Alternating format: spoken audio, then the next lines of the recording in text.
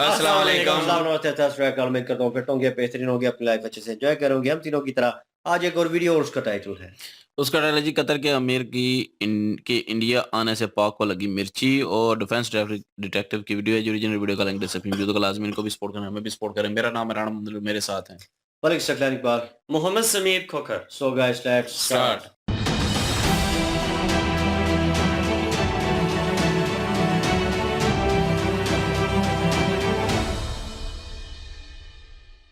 इस वीडियो में बताई गई सारी जानकारी पब्लिक प्लेटफॉर्म पर उपलब्ध है। इसमें ऐसी कोई जानकारी नहीं दी गई है जिससे हमारे सुरक्षा बलों की गोपनीयता भंग होती है। डिफेंस डिटेक्टिव सेना का सम्मान करता है और उन्हीं जानकारियों के आधार पर काम करता है जो सार्वजनिक रूप से मौजूद है।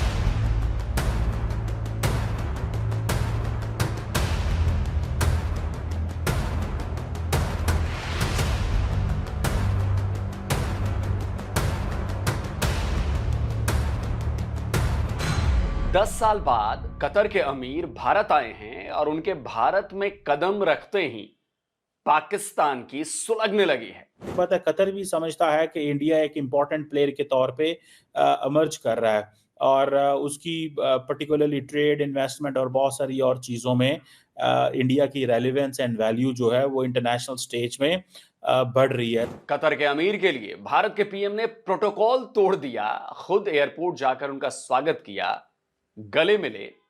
इन तस्वीरों को देखकर पाकिस्तान में खलबली मची हुई है। ये बरादराना ताल्लुकात तो पाकिस्तान में बोले जाते थे, ये तो वहां पर कहा जाता था ना कि जी बरादराना ताल्लुकात है हमारे।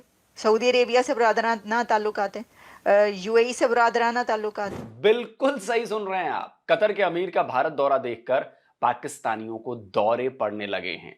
पाकिस्तान को समझ नहीं आ रहा कि जिन देशों के साथ पिछले 78 सालों से वो मुस्लिम कार्ड खेल खेल कर दोस्ती गांठे हुए है, आज एक के बाद एक करके उसकी सारी गांठें खुलती जा रही हैं। नमस्कार दोस्तों, डिफेंस डिटेक्टिव के एक और नए एपिसोड में आप सभी का स्वागत है। मैं हूं आलोक। दोस्तों, कतर के अमीर शेख तमीम बिन हमाद अल थानी 2 दिन के स्टेट विजिट पर भारत आए। उनके भारत पहुंचते ही कुछ ऐसा हुआ है कि दुनिया भर की निगाहें नई दिल्ली पर टिक गई। दुनिया देख रही है कि भारत और कतर के बीच किस तरह के समझौते हो रहे हैं और उसका ग्लोबल एस्पेक्ट क्या होगा। लेकिन सारी दुनिया एक तरफ और जो हमारा प्यारा पड़ोसी है पाकिस्तान, वो एक तरफ। उसे इस बात की टेंशन है कि कई और मुस्लिम मुल्कों की तरह कतर भी भारत से क्यों गलबैयां कर रहा है और क्यों उसे इग्नोर कर रहा है। आज पाकिस्तान के प्राइम मिनिस्टर शहबाज शरीफ हों या फिर पाकिस्तानी आर्मी चीफ आसिम मुनीर, सब के सब ठीक यही सोच रहे होंगे कि उनका ये दुख खत्म काहे नहीं होता यार। तो साला ये दुख काहे खत्म नहीं होता बे। एक घाव भरता नहीं कि भारत दूसरा जख्म दे देता है। जख्म जरा सा सूखता नहीं कि भारत लात रखकर उसे रगड़ देता है। तो पाकिस्तान का सबसे ताजा तरीन दुख है कतर के अमीर भारत के स्टेट विजिट पर चले गए। पाकिस्तान का सबसे नया जख्म है कतर के अमीर और भारत के प्राइम मिनिस्टर नरेंद्र मोदी एक दूसरे के गले लग गए। पाकिस्तान का सबसे नया घाव यह है कि कतर एक मुस्लिम मुल्क होने के बावजूद भारत को पाकिस्तान से ज्यादा तरजीह देता है। तो पाकिस्तान बहुत दुख में है, सदमे में है। भारत के ताबड़तोड़ आफ्टर शॉक से वो संभल नहीं पा रहा है, झटके लगे जा रहे हैं। तो पाकिस्तान को थोड़ा आराम करने देते हैं और कतर और भारत की बात करते हैं कि कैसे दोनों देश अपने संबंधों को न केवल मजबूत कर रहे हैं बल्कि अपने रिश्तों को एक नई दिशा की तरफ लेकर जा रहे हैं। कतर के अमीर 2 दिन के दौरे पर सोमवार को जब भारत पहुंचे तो वो भी हैरान रह गए। सारे प्रोटोकॉल को साइड में रखकर प्राइम मिनिस्टर नरेंद्र मोदी खुद उनकी अगवानी करने एयरपोर्ट आए हुए थे। प्रधानमंत्री मोदी ने आगे बढ़कर शेख तमीम बिन हमाद अल थानी को गले लगा लिया। दोनों लीडर्स ऐसे गले मिल रहे थे जैसे 2 भाई गले मिलते हों। प्रधानमंत्री मोदी ने कतर के अमीर शेख तमीम बिन हमाद अल थानी के स्वागत की तस्वीरें ट्वीट करते हुए लिखा कि अपने भाई कतर के अमीर महामहिम शेख तमीम बिन हमद अल थानी का स्वागत करने के लिए हवाई अड्डे पर गया। भारत में उनके सफल प्रवास की कामना करता हूं और कल होने वाली हमारी मुलाकात का बेसब्री से इंतजार कर रहा हूं। अगले दिन प्रधानमंत्री नरेंद्र मोदी दिल्ली के हैदराबाद हाउस पहुंच गए। कतर के अमीर शेख तमीम बिन हमाद अल थानी को हैदराबाद हाउस में ही ठहराया गया है। दोनों नेताओं की यह मुलाकात भी बहुत ही दोस्ताना नजर आई। इसके बाद अमीर शेख तमीम बिन हमाद का राष्ट्रपति भवन में भी स्वागत किया गया। उन्हें गार्ड ऑफ ऑनर दिया गया। भारत ही नहीं, खाड़ी देशों की मीडिया ने भी कतर के अमीर के इंडिया विजिट को रिपोर्ट किया। भारत के प्रधानमंत्री और उनका कतर के अमीर के लिए प्रोटोकॉल को तोड़ना, इतना भव्य स्वागत एयरपोर्ट से लेकर राष्ट्रपति भवन तक में ग्रैंड वेलकम का मतलब क्या है? मतलब यह है दोस्तों कि कतर और भारत के रिश्ते कितने गहरे हैं। भारत के लिए कतर की क्या वैल्यू है, दोनों देशों के रिश्तों के बारे में और भी बताऊंगा, लेकिन पहले आपको बताता हूं कि कतर के अमीर के इस भारत दौरे में दोनों देशों के बीच क्या क्या डील्स हुई हैं और किन किन सेक्टर्स में डील हुई।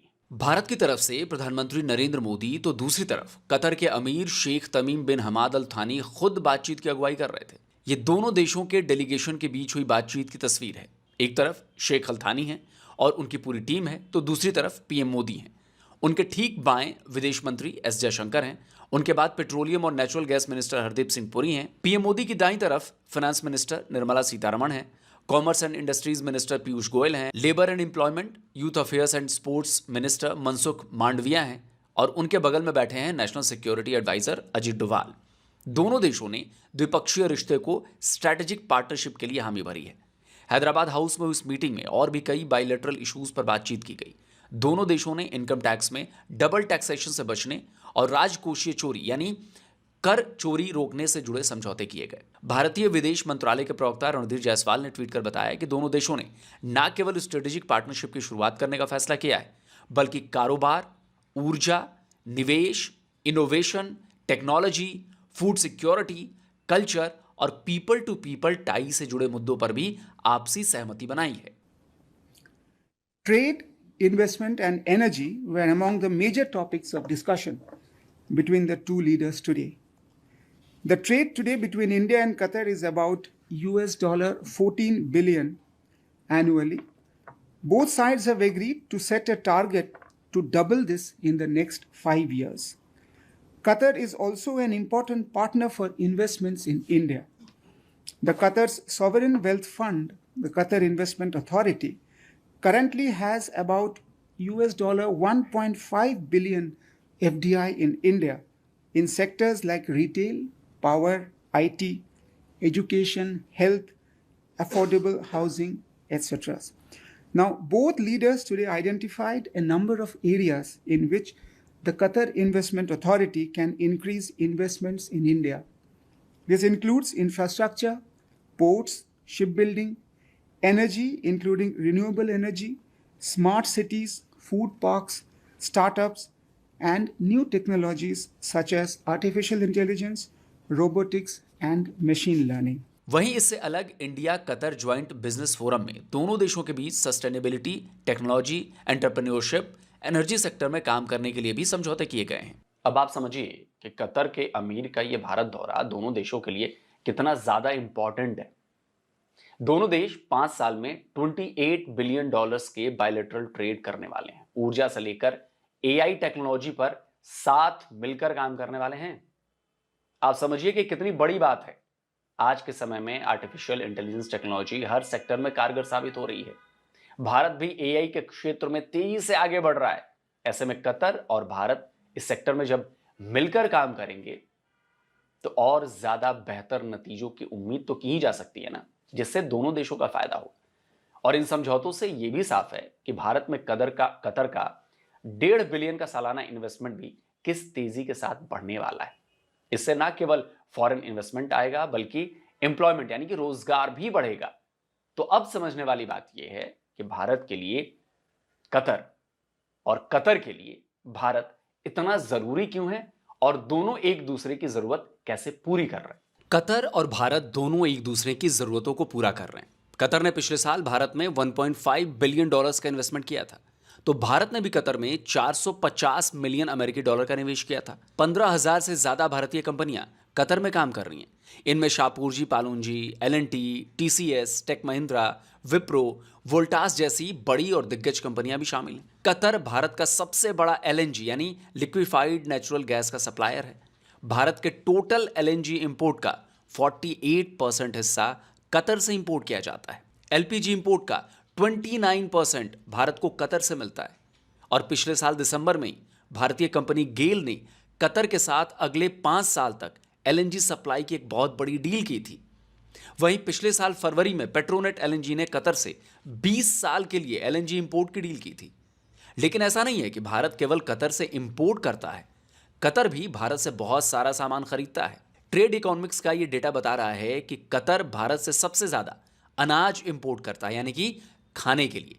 यह इंपोर्ट 2023 में $158.23 मिलियन का था। $136.71 मिलियन के मिनरल्स, फ्यूल्स, तेल और डिस्टिलेशन प्रोडक्ट्स, मोती, कीमती पत्थर और दूसरे धातु, स्टील, गाड़ियां, machinery, nuclear reactor, boiler, ship, boats, electrical और इलेक्ट्रॉनिक सामान, प्लास्टिक, ऑर्गेनिक केमिकल्स, सब्जियां, चीनी, नमक समेत और भी सैकड़ों चीजें भारत कतर को सप्लाई करता है।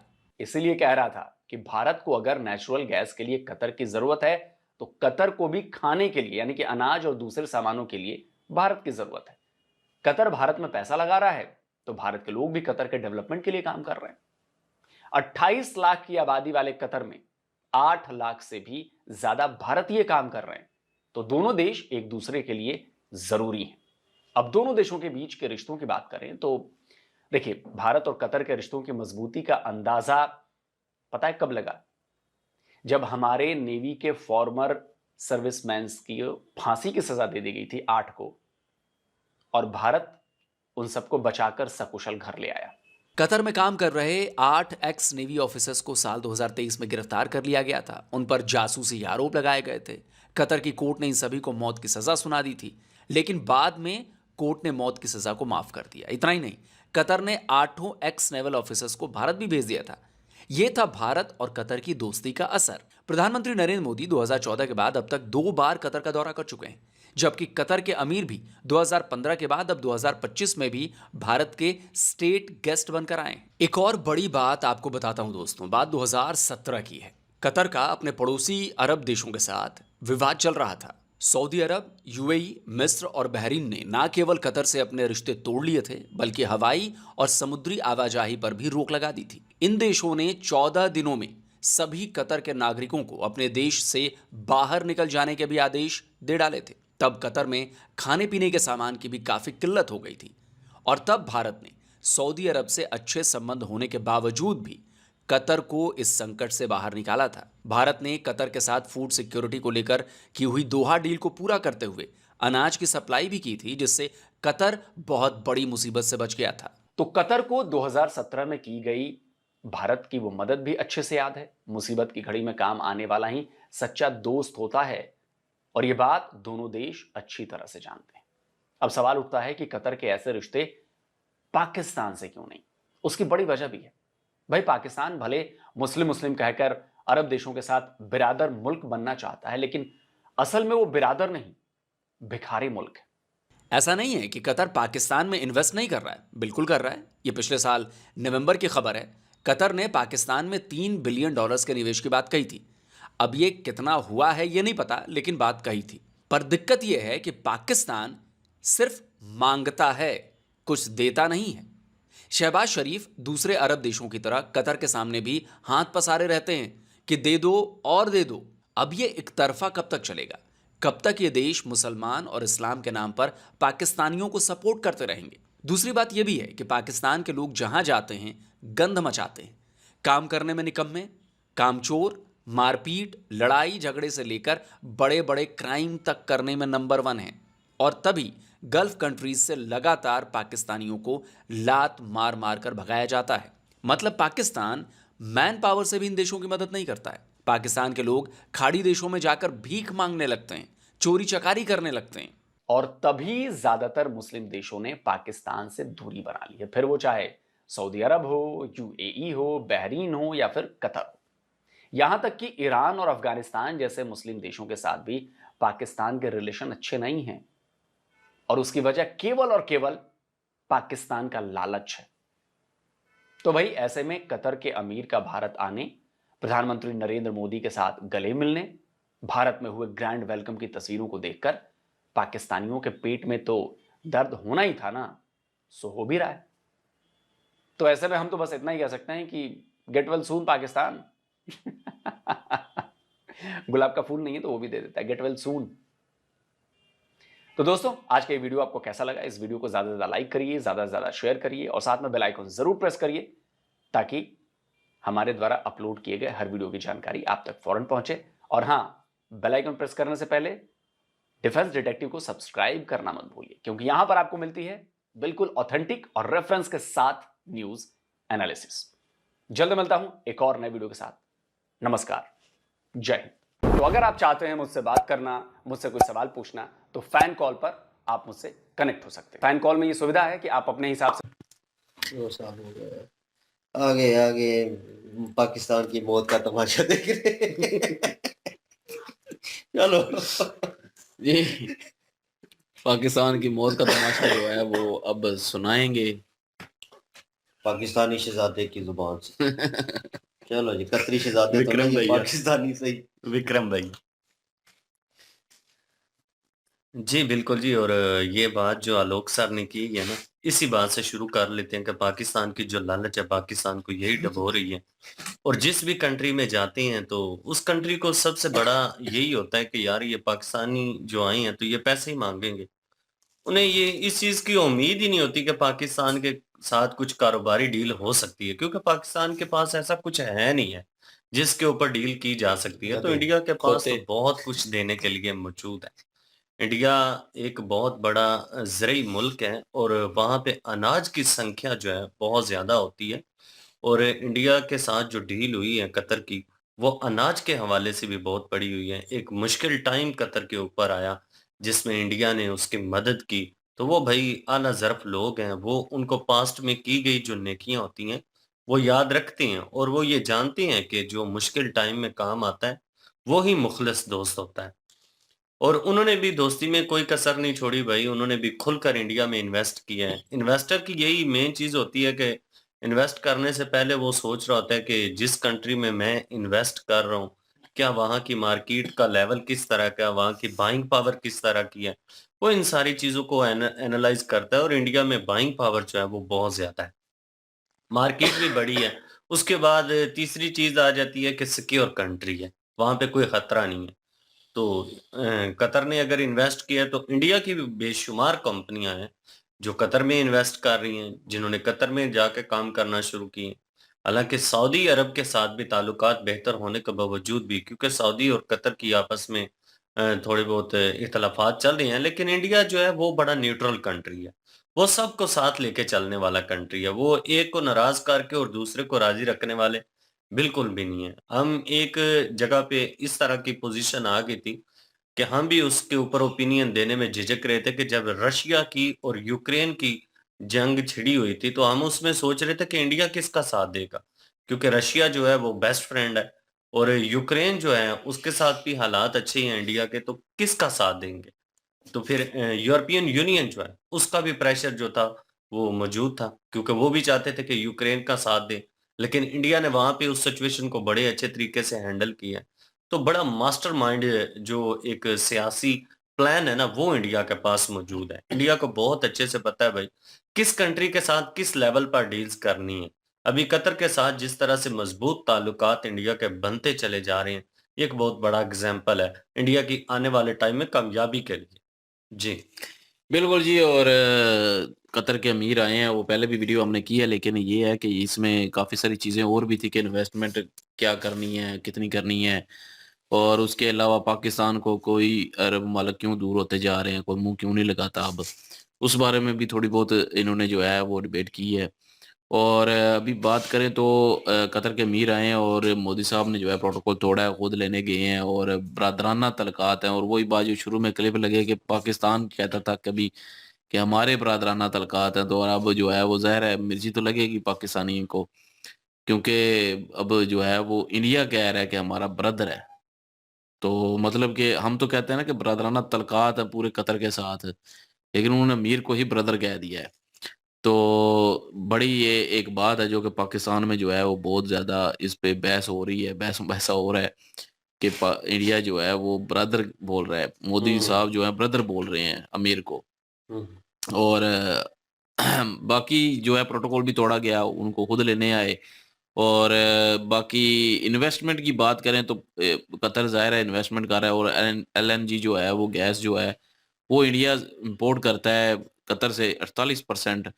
और लेकिन ये है कि इंडिया भी जो है वो इंडिया से भी वो सारा कुछ खरीदते हैं, अनाज हो गया और भी कितनी चीज़ें हैं जो है कि वो खरीदते हैं। तो कतर भी जो है वो इंडिया पे मुनहसर है, डिपेंड करता है, और बिज़नेस है भाई दोनों मुल्क आपस में, मतलब कि इंडिया के पास है देने को तो वो दे रहा है, जो कतर के पास है वो इंडिया ले रहा है। तो दोनों तरफ से जो है वो ये सारा कुछ चल रहा है, और तलक़ात तो बेहतर होंगे। और बाकी रही बात पाकिस्तान से क्यों दूर होता जा रहा है, तो वही बात कि पाकिस्तान क्या उनको देगा? पाकिस्तान जब भी वाक़ई ये बात तो ठीक है, अब हम जितना मर्ज़ी इनकारी करते रहें, पाकिस्तान जिस मुल्क में भी जाता है माँगने के लिए ही जाता है। तो ये एक शर्म वाली बात है, ये नहीं है कि कोई बड़ी खुशी वाली बात है, शर्म वाली बात है। और शर्म का मुकाम है कि हम मुल्क में जाते हैं, दूसरे मुल्क वाले जो हैं वो एक-दूसरे में इन्वेस्टमेंट करने की बातें कर रहे होते हैं और हम माँगने की बातें कर रहे होते हैं। शर्म करो बॉस की। तो हम जो है वो वहाँ पे माँग रहे होते हैं, तो ये गलत चीज़ है यार। ये ऐसा नहीं होना चाहिए। हाँ, इन्वेस्टमेंट करवाएँ, इन्वेस्टमेंट लेके आएँ अपने मुल्क में, ज़ाहिर है इन्वेस्टमेंट होनी चाहिए, और कतर ने कहा भी कि $3 बिलियन इन्वेस्ट करूँगा, कहाँ हुए हैं ये तो हमें भी नहीं पता, और ना ही मेरे ख़्याल किसी पाकिस्तानी को पता होगा, या बल्कि अब ये नहीं होंगे, वो सिर्फ़ बात ही हुई होगी, जो कि पहले भी कितनी दफ़ा सऊदीया ने भी की है। 3 बिलियन और भी कई जो है मुल्कों ने की है, लेकिन कोई भी जो है वो करता तो है नहीं है, क्योंकि यहाँ पे एक तो एनर्जी सेक्टर जो है वो एनर्जी जो है वो बहुत महँगी है। पेट्रोल महँगा, गैस महँगी, बिजली महँगी, और उसके पास सिक्योरिटी के नाम पे कुछ भी नहीं है, तो कौन इन्वेस्ट करेगा यहाँ पे? वो जो तो 3 बाइंग मिलियन पावर लोगों में इतनी है नहीं है, $3 बिलियन, वो कहाँ पे इन्वेस्ट वो होंगे। अभी तक हुए नहीं है ना, कोई नज़र उनको आएगा तो वही तभी करेंगे ना, वैसे उन्होंने बात की है कि हम करना चाहते हैं। लाइक सऊदीया। तो लाइक सऊदीया ने भी ऐसे ही कहा था। तो वही तो कह रहा हूँ कि पाकिस्तान से दूर होते जा रहे हैं, और दूसरे मुल्कों जो कि ज़ाहिर है भाई इन्वेस्ट करेंगे, जो इन्वेस्ट करवाएँगे उन्हीं के साथ वो ज़्यादा लगेंगे, अटैच होंगे। ये तो बस हम आपस में एक-दूसरे को जो है वो चूरन देते रहते हैं, तुसी मुसलमान, असी मुसलमान। तो उस हिसाब से बरादराना तल्लक़ात हैं, तो वो कोई नहीं है। आजकल भाई बिज़नेस बिज़नेस पैसा, जिसके पास पैसा है वो ही भाई एक-दूसरे के जो है वो अपना ब्रदर हैं, वरना कोई नहीं है। तो ये पाकिस्तानी जो हैं हमें बेवकूफ़ बनते रहते हैं। नहीं जी नहीं, सऊदीया वाले हैं, नहीं, नहीं जी कतर वाले हैं, वो हमारा साथ ज़रूर देंगे, ये करेंगे, वो मुसलमान हैं, हम भी मुसलमान हैं। लेकिन वो देख रहे हैं इंडिया में इन्वेस्ट भी कर रहे हैं, इंडिया उधर से उनमें इन्वेस्ट कर रहा है। तो आजकल ये भाई ये है, जिसके पास अगर पैसा है तो वो सबसे ज़्यादा करीब होगा उसके। तो ये चीज़ ध्यान रखनी चाहिए। बाकी ये है कि इन्होंने वीडियो क्रिएट की है, उसी रिलेटेड ही थी, और पाकिस्तान को तो अब मुझे लगता है कि कोई भी मुँह नहीं लगाएगा। महाराज जी यही ओपिनियन है, और मैं कहूँगा कि मैंने बार-बार मेंशन किया है कि ताल्लुकात की बेस के ऊपर चलते हैं और नीड्स जो हैं वो आपको नज़दीक लेके आती हैं। पाकिस्तान में भी उन्होंने जो दौरे किए हैं उन्होंने उसमें कह दिया कि यहाँ पे तो दौरा करने का फ़ायदा नहीं, इन्होंने माँगना ही यहाँ जाके, बेकारी है इन्होंने। तो ये गिव एंड टेक वाला हिसाब है, साथ ले और साथ दे, तो वही सिचुएशन आ जाती है। अब कौन-सी कंट्री जो है यहाँ पे इन्वेस्ट करना चाहेगी या कुछ करना चाहेगी इंडिया के ताल्लुकात के ऊपर, मेरे ख़्याल में इतनी डिबेट जो है वो नहीं करनी चाहिए हसद के रूप में, कि यार उनको क्रिटिसाइज़ किया कि ये क्या हो गया, ये उन्होंने क्या। भाई ये पहला कारनामा नहीं होगा उनका, या पहली डील नहीं होगी, या पहली ऐसी सिचुएशन नहीं होगी कि मोदी सर जो है, हाँ, एक चीज़ है कि उन्होंने वो जिस जिस तरह प्रोटोकॉल तोड़ा और जिस तरीके से जिस प्यार मोहब्बत से उनको मिले, वेलकम किया, तो वो वार्म वेलकम जो है कहीं न कहीं क लोगों को लग रहा है और चुभ रहा है कि यार ये क्यों, ये कैसे हमारे यहाँ आते हैं तो इन्वेस्ट भी नहीं करते, और 1-2 दफ़ा किया है, लेकिन अभी जो 3 बिलियन की वो जो फ़िगर नज़र आ रही थी वो कहाँ लगी है? उनको भी भाई नज़र नहीं आ रहा हमारा पैसा कहाँ पे जा रहा है। सऊदीया ने लास्ट टाइम जो डील की थी उन्होंने कहा कि सारे इख्तियारात जो हैं हमें दे दें, पाकिस्तानी हुकूमत ने, तो उन्होंने कहा था कि मतलब हम इख्तियारात जो हैं, जो नीड्स जो हैं वो आपकी वो पूरी करेंगे लेकिन अपने तरीके से, और सारी चीज़ें हमारे हाथ में होंगी। हम उन चीज़ को प्रॉपर वे में, क्योंकि उन्होंने स्ट्रेट वर्ड कह दिया था कि करप्शन बहुत ज़्यादा है आपके मुल्क में, और बहुत सारी प्रॉब्लम्स हैं जिनकी वजह से हम जो है पैसा जो है पाकिस्तान में फेंक सकते हैं। हम अपनी मर्ज़ी से उस चीज़ के ऊपर इन्वेस्ट करेंगे, लगाएँगे और अपने तरीके से चलाएँगे। तो ये आइडिया ठीक था, क्योंकि भाई उन्होंने पहले दे के देख लिए हैं, और जो दिए हैं वो भी रिटर्न नहीं हुए, और ये जो लगाने जा रहे हैं उन्हें लग रहा है कि ये भी हमारे डूबेंगे। तो कौन-सा मुल्क जो है ऐसी सिचुएशन देखकर पाकिस्तान के साथ डील करना चाहेगा। तो लास्ट टाइम वीडियो की थी जिसमें खोते जो हैं वो भेजे जा रहे थे, तो उसके ऊपर बड़ी शर्मिंदगी भी हो रही थी। लेकिन ये है कि उसमें भी हमने ये ओपिनियन दिया था कि यार अगर फैक्ट्रीज़ लगती हैं, काम चलता है कहीं न कहीं से तो चलाना चाहिए और लेकिन आहिस्ता-आहिस्ता जो है चीज़ों को डेवलप भी करना चाहिए और चीज़ों में भी जो है वो पाकिस्तान को आगे होना चाहिए। ये खोते फॉर सेल जो है वो यही नहीं चलाना चाहिए और क्या देगा पाकिस्तान किसी को? लेना ही है सबसे। तो अभी तो ये खुद डेवलप होने की उस पोज़ीशन पे है, तो इंडिया के साथ कंपैरिज़न करना या इंडिया की किसी ऐसी डील के ऊपर वार्तालाप करना बनते नहीं हैं। हाँ, एप्रिशिएट करें उनको और ये कहें कि वो तरक्की कर रहे हैं और पाकिस्तान क्यों नहीं कर रहा, क्या वजूहात हैं, उनके ऊपर बात करें तो लोग बेहतर आइडिया दे सकेंगे। हो सकता है कोई आइडिया दे और वो पाकिस्तान को रास आ जाए और पाकिस्तान भी उस तरक्की की राह पे चल ले, वैसे कुछ भी नहीं है। बहरहाल जी, मैंने कहा था उनके ताल्लुकात और बेहतर होंगे कतर के साथ और वो डील्स होंगी और उन्होंने डील जो है वो साइन की है और उन्होंने नाम भी मेंशन किए जो-जो वहाँ पे बैठे हुए थे। लेट्स सी आगे क्या सिचुएशन होती है और क्या जो है बम छोड़ेगा इंडिया जो है पाकिस्तान के ऊपर, वो देखने लायक होगा क्योंकि तजियानेगार बैठ जाते हैं और पता नहीं फिर क्या-क्या बातें होती हैं। ख़ासकर छोटा-सी क्लिप चलाया शुक्र है, वरना इन भाई साहब दोनों ने हँसना शुरू कर देना था। वो क्या नाम है उसका? साजिद तारड़ नहीं, चीमा साहब। चीमा साहब। हुँ। और चीमा साहब के ऊपर बहुत हँसते हैं क्योंकि वो बहुत स्लो बोलो बात को रिपीट करते हैं। तो मैं बीच में क्लिप आया तो मुझे लगा इन्होंने हँसना शुरू कर देना है, सारी वीडियो में। बहरहाल ये है कि क्या ओपिनियन है आपका इसके ऊपर और वो कमेंट सेक्शन ओपन है जी आपके लिए। इंक्लूजन वीडियो क्लिक और हमारे दूसरे चैनल की लिंक भी डिस्क्रिप्शन में मौजूद होगी, विजिट करें, सपोर्ट करें। इंशाल्लाह मिलते हैं नेक्स्ट वीडियो में। अपना ख्याल रखिएगा, दुआ में याद रखिएगा। तब तक के लिए अल्लाह हाफ़िज़, पीस।